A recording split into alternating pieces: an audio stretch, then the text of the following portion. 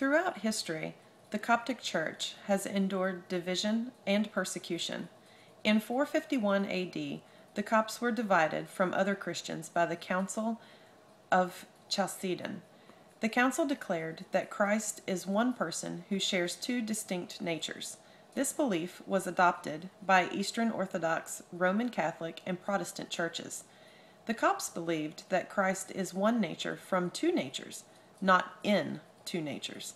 The council said Copts denied the two natures of Christ, but they did in fact believe in one conjoined nature from two, making them miaphistic, not monophistic, as the council declared. Because of the council's misunderstanding of the Coptic stand on the issue, they wanted to exile the Coptic Church. The council also wanted to abolish the Egyptian independent pope because he maintained that church and state should remain separate. Throughout their history, the Copts have never controlled, nor been controlled by, any government in Egypt. They have never forcefully resisted authorities or invaders, nor have they ever allied with any powers, keeping church and state totally separated. Next slide. The Copts were involved in the first major split of the Christian Church before Roman Catholicism. Coptic Christians suffered severe persecution and death at the hands of the Roman Empire for their faith and beliefs in Christ and their refusal to worship emperors. Copts were also involved in the East-West split of 1054 AD and the resulting Arab conquest of Egypt. As a result of the East-West split, Copts gained some relief from the overthrow of the Romans' rule in Egypt. After the Arab conquest, the Coptic Church generally flourished, and Egypt remained basically Christian. The Prophet of Islam was married to an Egyptian and showed special kindness towards the Copts.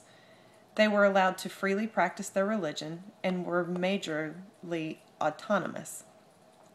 The Copts were, however, required to pay a jizya tax that protected them. Those who could not pay were faced with either converting to Islam or being put to death.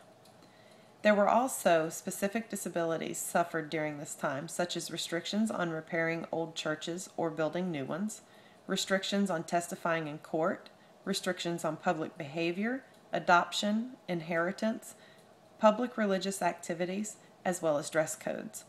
By the end of the 12th century, it was obvious that the Copts were once again suffering persecution and death, this time at the hands of Muslims. The strength of the Arabs caused the Coptics to endure major linguistic and cultural changes, causing their newfound liberty and freedom under the Arab rule to become a new bondage. They had to confront the Islamic faith head-on, and over centuries Christianity lost its foothold, with most Copts converting to Islam. Under the Nasser regime, Copts were hit harder than any other religion in Egypt by his concentration on power versus religion and his socialist governance. The Coptic community relied heavily upon private business for their livelihoods, and the economic pressures and discrimination led many Copts to immigrate in the 1960s. The Copts have been persecuted by almost every ruler and regime in Egypt's history. Next slide.